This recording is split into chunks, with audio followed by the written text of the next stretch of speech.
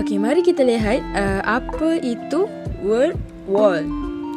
Okey, word wall tu sebenarnya adalah satu strategi pengajaran yang mewujudkan tempat di dalam kelas di mana pelajar boleh memaparkan idea-idea yang penting menggunakan perkataan dan gambar. Okay, word wall adalah satu cara yang mudah untuk kita boleh mencipta sumber pengajaran kita sendiri dengan kita membuat aktiviti yang sesuai untuk bilik darjah kita. Kita ada kuis, kita boleh padankan permainan kata dan pelbagai lagi. Word wall boleh digunakan untuk membuat aktiviti interaktif dan boleh dicetak. Sebilangan besar template dalam word wall ni tersedia dalam versi interaktif dan boleh dicetak.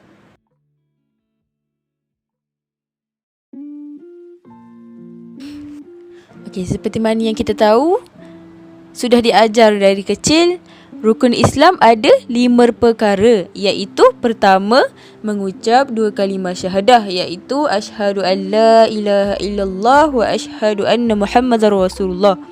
Kedua, solat 5 waktu, subuh, zuhur, asar, maghrib dan isyak. Yang ketiga, puasa di bulan Ramadan. Keempat, mengeluarkan zakat. Dan kelima, mengejarkan haji bagi yang berkemampuan. Okay, seseorang Muslim tu mestilah mereka menghayati dan berpegang teguh kepada rukun Islam yang 5 itu. Andai kata rukun-rukun Islam ini diaplikasikan dalam kehidupan dengan cara yang sebaik-baiknya, dijaga dengan baik, sudah tentulah akan membawa kejayaan yang besar kepada diri individu tersebut, masyarakat dan juga negara kita.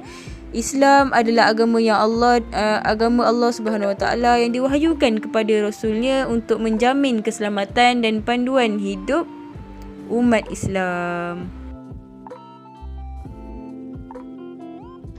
Antara faktor pendorong kepada pemilihan bahan bantu mengajar jenis ini adalah tahap dan kemahiran bahasa. Word wall sangat berguna untuk berbagai tahap pembelajaran, di mana anda dapat memberikan aktiviti yang dapat mereka akses dalam talian. Bahkan mereka juga mampu menggunakannya melalui telefon mereka sendiri. Ia juga dapat mewujudkan cara yang dinamik serta fleksibel untuk mengadakan aktiviti seperti pertandingan antar kelas dan sebagainya. Bagi mana-mana tahap pembelajaran, word wall berpotensi untuk digunakan ketika pembelajaran mandiri kerana anda yang menetapkan kandungan yang digunakan dalam aktiviti tersebut. Anda juga boleh memberi tugasan secara individu atau kumpulan dengan memberi mereka kod akses. Anda bahkan boleh meminta pelajar anda menggunakan word wall untuk mereka membuat aktiviti kepada rakan sekelas mereka. Faktor pendorong pemilihan word wall yang kedua ialah word wall merupakan salah satu aplikasi yang interaktif dan boleh dicetak. Maksud interaktif di sini ialah saling berhubung antara satu sama lain, di mana aplikasi ini membolehkan pengaliran maklumat secara dua hala yang berterusan antara komputer dan pengguna ataupun antara pengguna dan pengguna melalui komputer. Maka dalam konteks ini, aplikasi ini membolehkan para guru untuk menyampaikan maklumat pembelajaran seperti latihan kuis kepada seluruh pelajar dalam satu masa. Disebabkan pandemik COVID-19 ini, cara pembelajaran juga telah diubah secara atas talian. Maka, word wall merupakan salah satu platform yang terbaik sebagai bahan bantu mengajar kerana ianya mudah untuk diakses melalui komputer, tablet ataupun telefon bimbit. Template yang tersedia ada juga adalah percuma dan guru hanyalah perlu log masuk ke akaun lalu mencipta soalan kuis.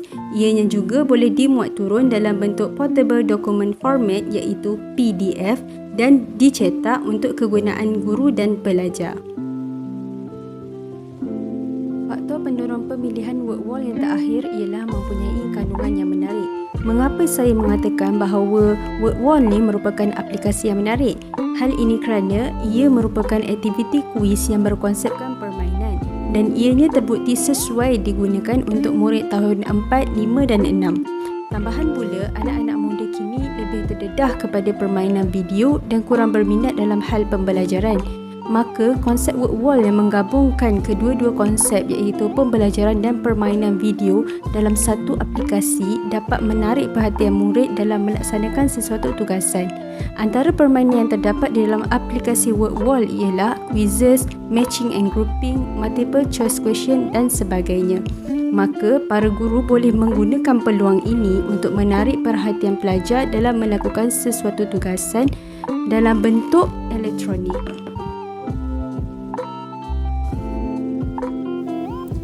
Seterusnya, kami teruskan dengan justifikasi kesesuaian bahan bantu mengajar.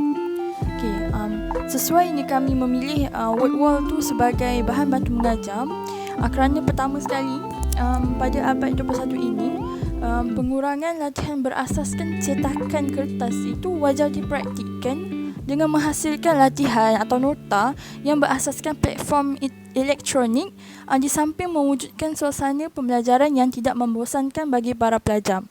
Kerana pada sekarang ni kita tahu pelajar pada zaman generasi sekarang mereka terdedah dengan perkara yang menarik dari segi elektroniknya. Jadi sebagai seorang guru perlu kreatif bagi menarik minat pelajar selain mereka mendapat input yang ingin para guru sampaikan.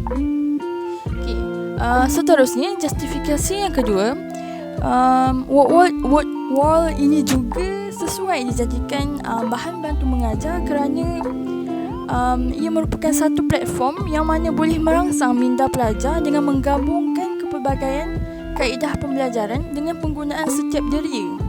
Setiap deria oleh pelajar itu dari aspek pendengarannya, penglihatannya maupun aspek pemikiran. Kerana word wall ini ada bunyinya, dari segi animasinya. Jadi ia merangsang setiap deria pelajar tersebut.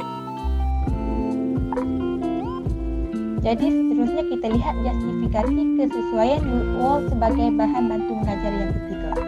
Jadi setiap hasil pemakahan daripada latihan yang diberikan sedia direkodkan secara automatik untuk dijadikan panduan kepada guru-guru bagi mengenal pasti peningkatan yang dilakukan oleh murid serta membantu guru itu menilai keupayaan dan prestasi setiap murid-muridnya dan memudahkan guru itu melihat sejauh mana keberkesanan kaedah pengajaran dan pendekatan yang telah digunakan.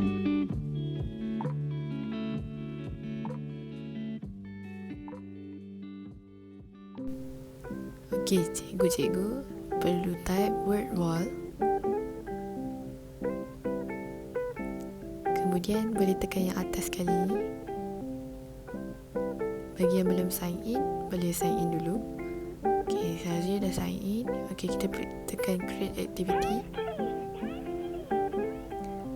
Okey, kita boleh pilih template mana yang kita nak. Saya pilih masjid.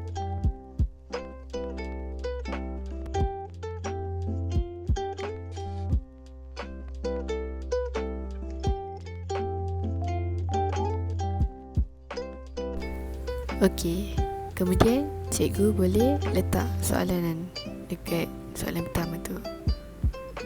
Umat Islam menunaikan haji di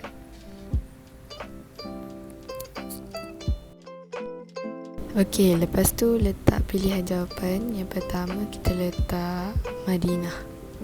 Okey, kemudian pilihan B Mekah.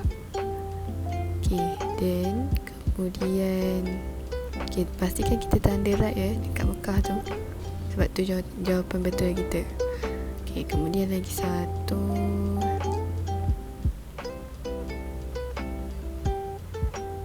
Malaysia.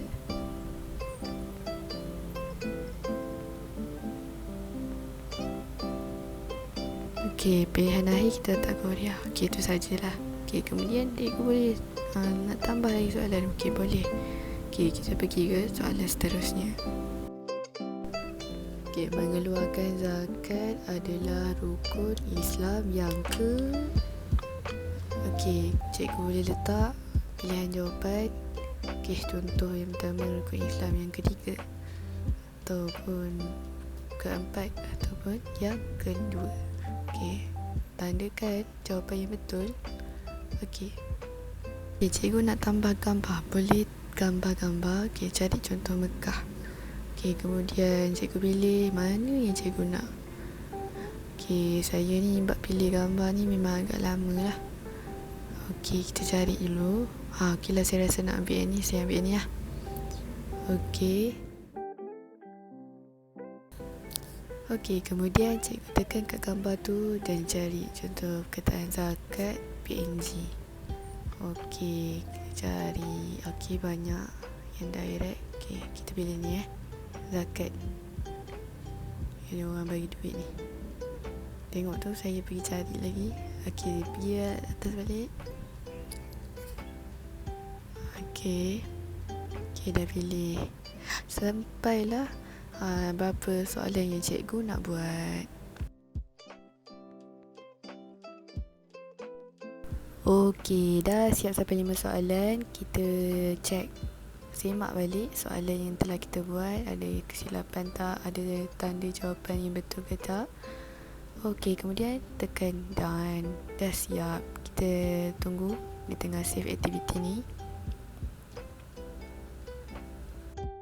Okey, cikgu boleh tekan start tu untuk preview kuis yang kita dapat tadi.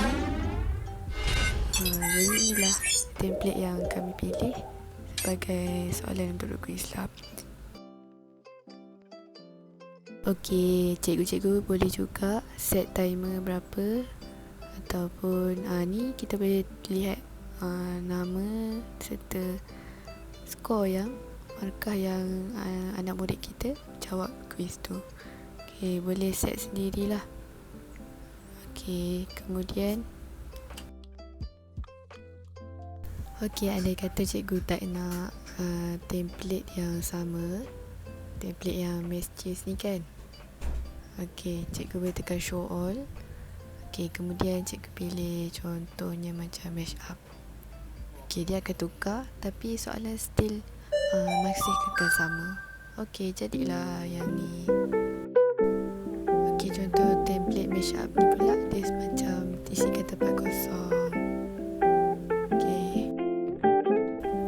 Okey, jawapan terakhir. Okey, dah siap, boleh submit answer. Okey, akan semak betul salah semua. Okey, begitulah template untuk mash up ni. Okey, lepas tu pelajar boleh lihat pilih the board. Okey, macam ni baru baru seorang yang jawab. Okey, nama Ali, tekan enter. Okey, dah siap. Okey, di board ni lah yang akan catatkan semua nama pelajar serta markah yang diperoleh. Okey, kalau cikgu nak tukar lagi, okey, tekan word search. Okey, ni dalam format word search juga, tapi soalan ni masih kekal sama. Dan banyak lagi yang cikgu boleh explore sendiri dalam work wall ni. Okey, bagaimana nak share? Tekan my activities, kemudian tekan kuis yang kita nak share tu. Okey, tekan ni private. Okey, kalau nak kongsi dengan cikgu yang lain, boleh make public. Untuk student, boleh tekan set assignment, maka akan tertumpu pada pelajar kita saja. Okey, ni untuk keputusan nama. Okey, ni boleh setkan deadline dia. Okey, ni akhir game tu boleh sama ada show answer ataupun tak. Okey, tunjuk leaderboard. Okey, start. Okey, maka dah siap. Boleh share dan copy kat link group.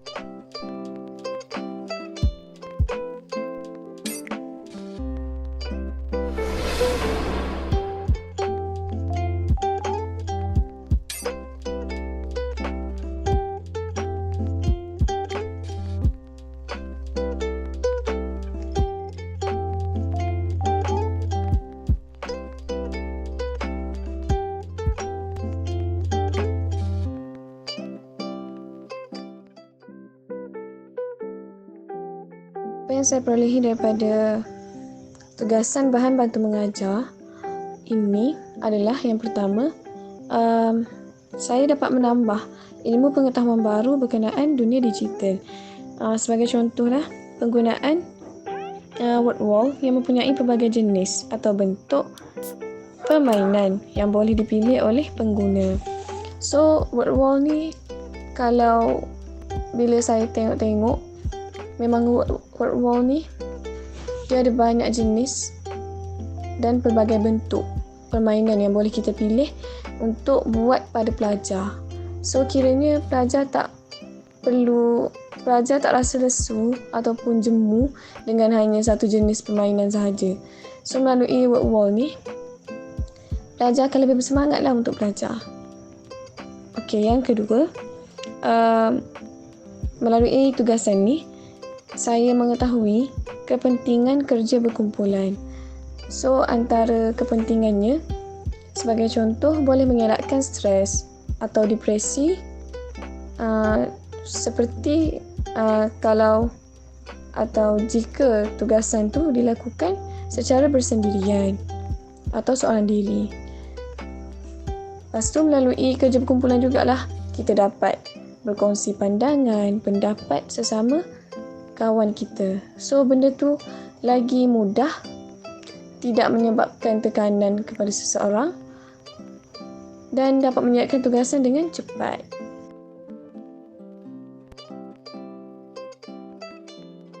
Apa yang saya dapat sepanjang pembikinan bahan bantu mengajar elektronik ini ialah saya dapat mengeksplorasi salah satu aplikasi yang terbaik dan sangat sesuai digunakan untuk murid sekolah rendah ketika pandemik ini.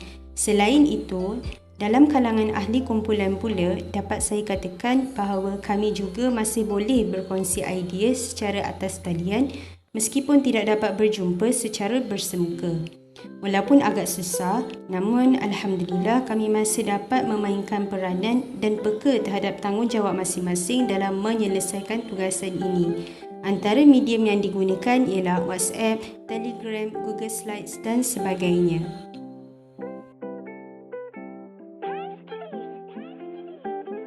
Okey, refleksi daripada saya pula, saya rasa tugasan ni sebenarnya macam bagi kesedaran lah kepada saya yang bahawasanya menjadi seorang guru tu bukan perkara yang mudah. Dan lagi untuk generasi yang sekarang kan. Sebab mereka terdedah dengan pelbagai macam-macam lah, terdedah dengan macam-macam perkara. Dari segi internetnya, dengan gadgetnya, dengan kecanggihan modernnya gadget tu. Jadi nak menarik minat mereka ni untuk belajar betul-betul memahami sesuatu konsep tu, sesuatu perkara tu, nak merangsang minda mereka lagi. Jadi seorang guru tu perlu kreatif, perlu kita nak lahirkan anak pelajar yang yang berfikiran aras tinggi, yang berfikiran di luar kotak. Jadi guru tu dulu yang kena berfikiran di luar kotak, yang perlu menjana idea dengan lebih banyak supaya pelajar tu enjoy, di samping diorang dapat juga input apa yang guru-guru tu nak sampaikan. Melalui aktiviti ini, saya dapat meneroka pelbagai jenis kaedah pengajaran yang boleh diguna pakai sebagai bahan bantu mengajar dan mengembangkan ruang lingkup gaya pengajaran. Bagi pendapat saya pula, tugasan bahan bantu mengajar elektronik ini secara tidak langsung, yang pertama, meluaskan lagi pengetahuan bahawa terdapat pelbagai medium digital yang boleh digunakan bagi para guru. Misalnya Kahoot, Quizizz, Wordwall, PowerPoint dan banyak lagi. Hal ini adalah ditinggalkan untuk para guru serta pendidik untuk belajar bagaimana untuk menggunakan aplikasi tersebut dan pakai aplikasi tersebut dalam proses pembelajaran dan pengajaran mereka. Yang kedua, sikap saling bantu-membantu dalam kumpulan dapat melancarkan lagi pelaksanaan tugasan BBM elektronik ini. Apabila seorang ahli kumpulan misalnya dalam kebuntuan, maka ahli yang lain boleh membantu dengan melontarkan idea serta buah fikiran yang mantap dan bernas untuk bagi membantu mempercepatkan proses bahan bantu mengajar ini. Apa yang saya dapat daripada bahan bantu mengajar ini ialah bahan bantu mengajar dapat membantu untuk meningkatkan tahap produktiviti para pelajar di dalam kelas. Contohnya, apabila guru menggunakan projektor ataupun slide untuk bantu mengajar, suasana dalam kelas akan menjadi lebih menarik dan perhatian dapat diberikan dengan sepenuhnya oleh para pelajar. Ini juga akan mengelakkan para pelajar berasa bosan dalam kelas dengan melihat video-video yang menarik yang ditayangkan oleh guru.